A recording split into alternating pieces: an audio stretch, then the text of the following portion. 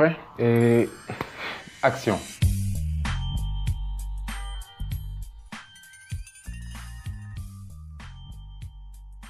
J'ai lu un article il y a quelques années qui décrivait le ndombolo et la musique Wenge comme la musique qui a fait danser l'Afrique pendant plus de 10 ans. Et ça m'a frappé, j'ai jamais oublié, ça fait 4 ou 5 ans que j'ai lu ça. Ça m'a rappelé à quel point notre musique et notre culture était si grande, a eu une apogée si glorieuse. Mais aujourd'hui, on a oublié qui on est. Alors c'est important qu'on se souvienne qui on est. C'est intéressant de savoir d'où ils sont venus. Donc en repartant à la base, à la jeunesse de notre musique, et de savoir maintenant qu'est-ce qu'ils ont légué réellement. Qu'est-ce que tu peux nous ramener un peu rapidement dans l'histoire de la musique congolaise? Tu vois la musique congolaise, notre musique, il y a notre chère rumba, la fameuse rumba. Bon, il faut pas oublier, il y a le vieux Wendo Kolossoy qui était déjà en 1949, c'est le premier à être entré en studio.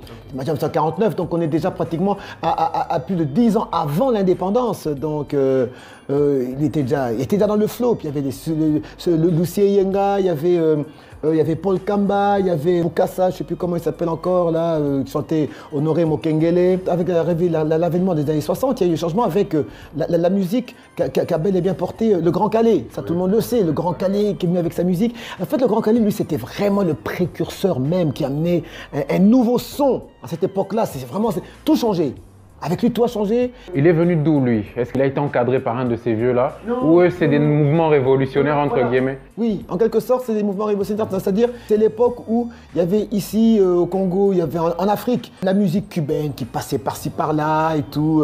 Il y avait Wendo qui avait déjà sa guitare qui était très présente dans sa musique. Et puis, il y a eu un autre qui est beaucoup plus jeune que les Wendo. Il y a eu le docteur Nico Kassandai Wamikalai, avec son frère Deschaux, et il y avait leur cousin Tino Barroza. C'était des guitaristes alors, là là, incroyables.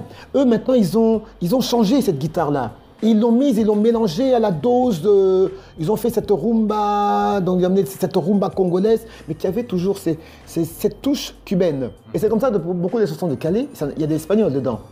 D'où est venue cette influence du Cuba qui est à l'autre bout du monde? En fait, c'est venu, évidemment, il ne faut pas oublier qu'à l'époque, il y avait la colonisation. Ces Blancs, si je peux les appeler comme ça, Bamindele, comme même ils aimaient les appeler, eux, c'est la musique qu'ils écoutaient.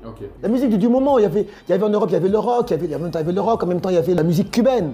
Ça remplissait les boîtes, c'était ça qui dansait.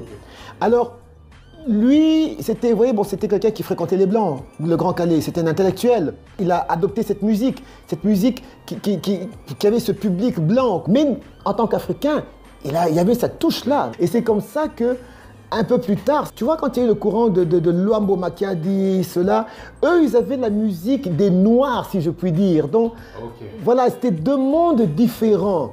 Il y avait le Grand Calais, lui, c'était la classe, le papillon, c'était raffiné et tout. Mais Luambo, lui, c'était un peu le Yankee. Voilà, il est venu avec son style Odemba. Le docteur Nico est venu avec sa guitare qui était magnifique. Parmi leurs fanatiques, ils avaient leur petit, si je puis dire, entre guillemets, qui était Rochereau Taboulé. C'est lui qui a chanté la fameuse chanson Kelly, parmi une de ses premières chansons qui était magnifique. Et de là, avec le temps, il y a eu les styles qui ont changé. Il y a eu Odemba avec OK Jazz, Luambo Makiadi. Makiadi, son style Odemba, de Luambo Makiadi évidemment, qui a travaillé avec Lutumba qui est entré en 61, qui a maintenant 80 ans, Lutumba. Et puis, après cela, on a un autre courant beaucoup plus jeune, qui n'a rien à voir ni avec OK Jazz, et surtout pas avec le Grand Calais, et encore moins avec Wendo. Ça a été l'avènement en 1969 de Zaïko. Ça va faire 50 ans que Zaïko existe, avec Yajoussar qui est présent jusqu'aujourd'hui dans Zaïko, avec Papa Wemba qui avait été amené par Lita Bembo. C'est Lita Bembo qui a présenté Papa Wemba à Deve Mwanda, et puis là ils ont trouvé Manouakou qui était déjà là et tout. La sauce a pris, puis ça a été succès là. Eux, qu'est-ce qu'ils ont fait? Ils ont retiré tout ce qui est la partie cuivre. Ils ont pris la guitare et la batterie. Ils ont simplement doublé la vitesse. Là où c'était tan, tin, tan, tan, eux c'était tan, tan, tan, tan, tan, tan, tan, tan, tan. Là où c'était ton, ton, ton, ton, ton, ton, ton, ton. Eux c'était tan, tan, tan, tan, tan, tan, tan, tan, tan, tan, tan. Maintenant associé avec la batterie.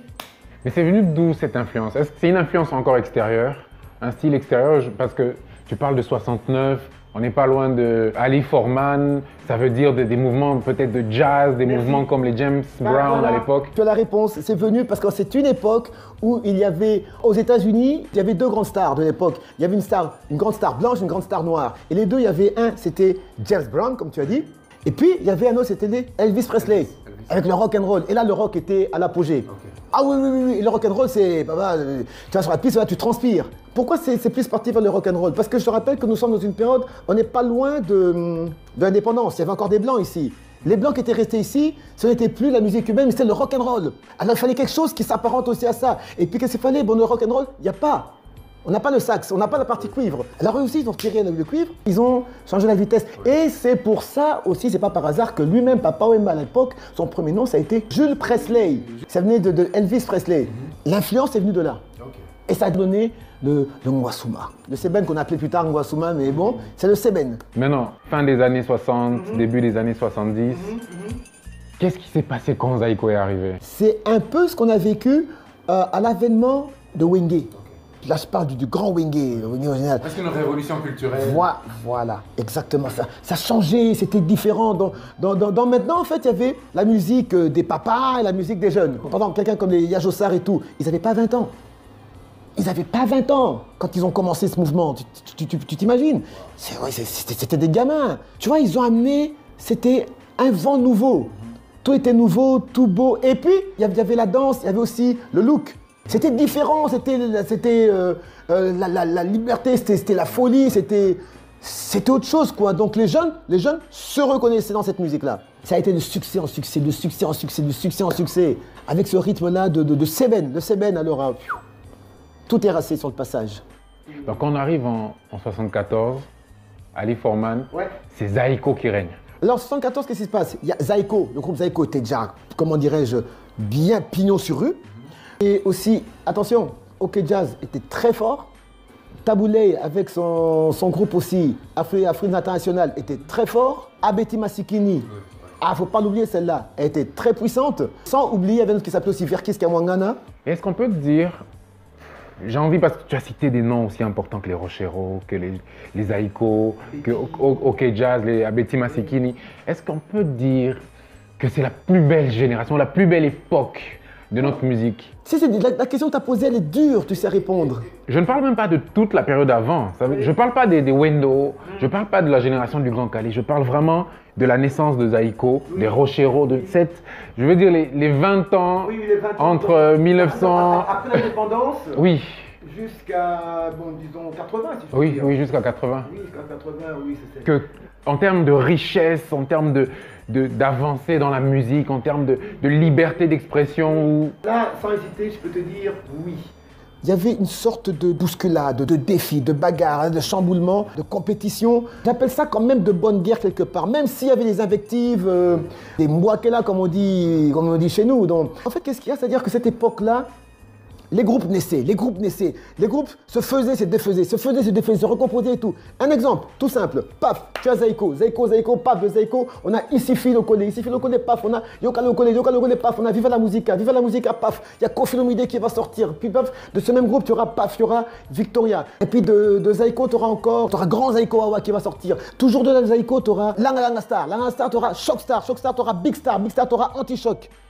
Tu vois, paf, ça sortait, ça jaillissait, ça venait. Et puis il y avait aussi Big Star avec Defao, fallait être fort. Et puis par année, tu pouvais voir un groupe qui sortait 2 albums. T'as un album qui sort en janvier, pas en janvier, vous arrivez vers la fin de l'année, vers octobre, novembre, bouf. Un deuxième album pour les fêtes de fin d'année, janvier, blablabla. On sort un album vers le mois d'avril, fin d'année encore un deuxième. Tu vois, il y avait ça tournait. Matongé là chez nous, là. T'avais là de ce côté-ci, t'avais VV Center. VV Center, t'avais Kester qui jouait là-bas. Et de l'autre côté, t'avais Viva la Musique qui jouait au Vis-à-Vis. Et encore à côté, t'avais Maelika. T'avais Zaïko qui jouait là-bas. Et dans le même secteur.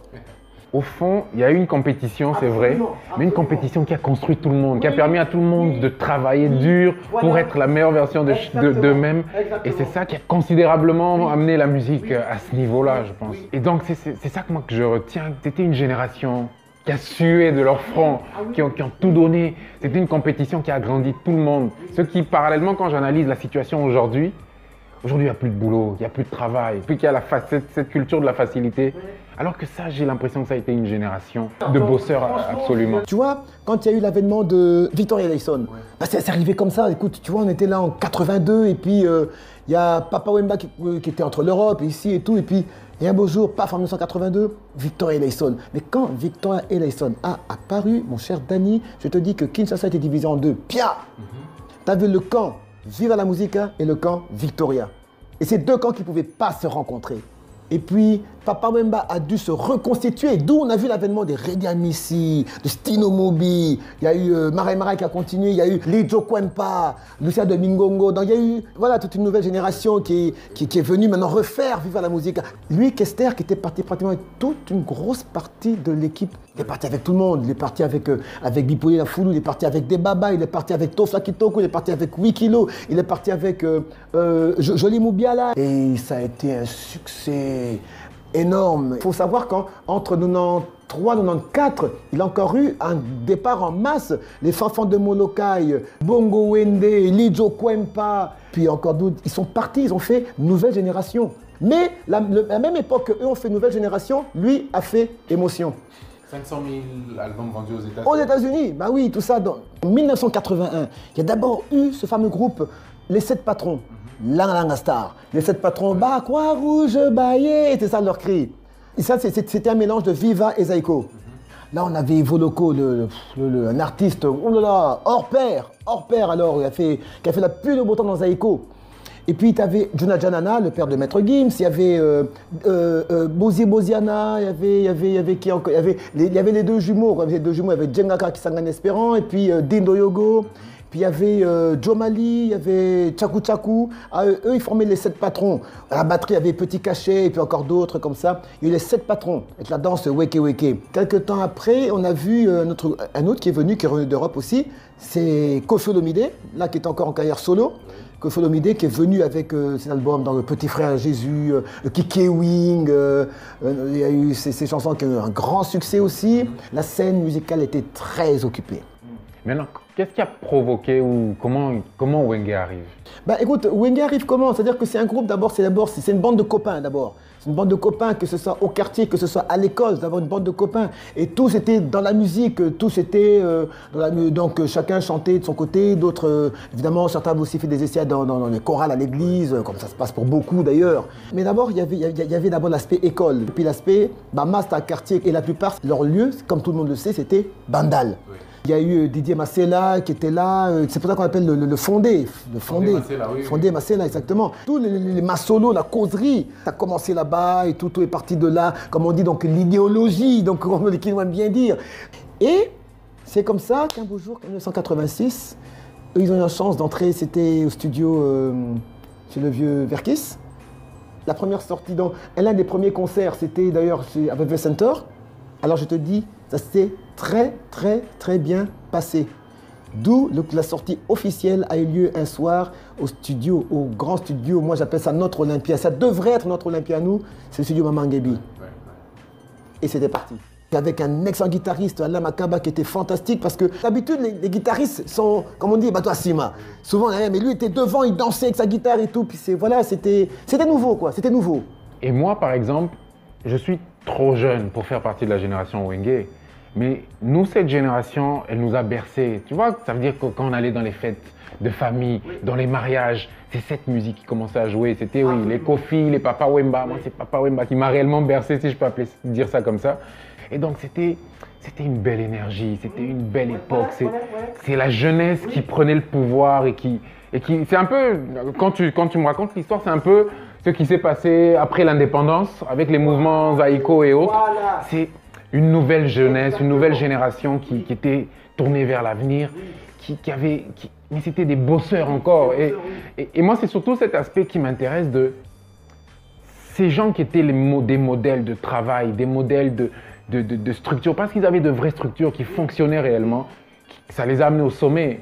Mais alors qu'aujourd'hui, c'est tout le contraire. Aujourd'hui, ils sont le plus bas possible. Actuellement, c'est vrai, on n'a plus la même dose, on n'a plus cette même force-là, cette rage qu'on sentait à l'époque. Le premier problème s'est posé d'abord sur un problème majeur. Ici au Congo, il n'y a plus de producteurs.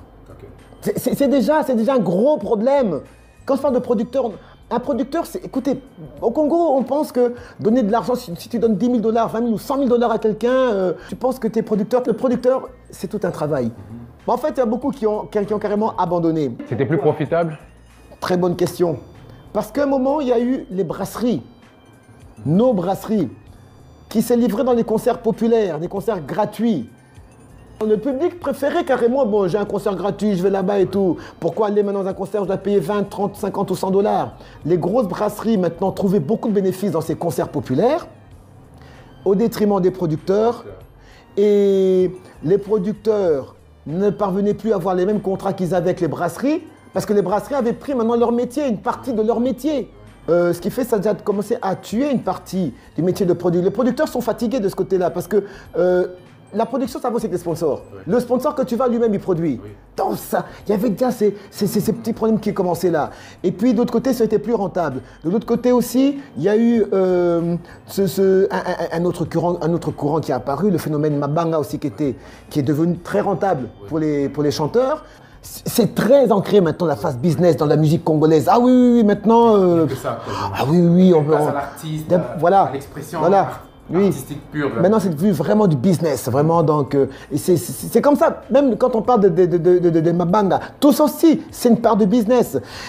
Parce que c'est pas gratuit. Pour un Libanga, c'est 1 500 €. Alors, si tu en as 10, tu as 15 000 € comme ça, tu vois. Et là, maintenant, imagine si tu fais tout un album, tu as combien? Tu vois, ce que tu n'auras peut-être pas en vendant tes disques, en vendant tes CD. Et puis, il faut se savoir que le business a changé parce que maintenant, on a aussi ce qu'on appelle les réseaux sociaux. Tout ça, ça entre en ligne de compte. Non, c'est bien de savoir que notre musique reste au centre du débat, même si après le pays n'en bénéficie pas autant. Mais de savoir qu'on reste quand même quelque part au centre de tout ce qui se passe. Oui. Ça me donne moi quand même de l'espoir pour ce qui vient après. Il faudrait qu'on retrouve le métier de producteur, il faut que ce métier revienne. Coupé.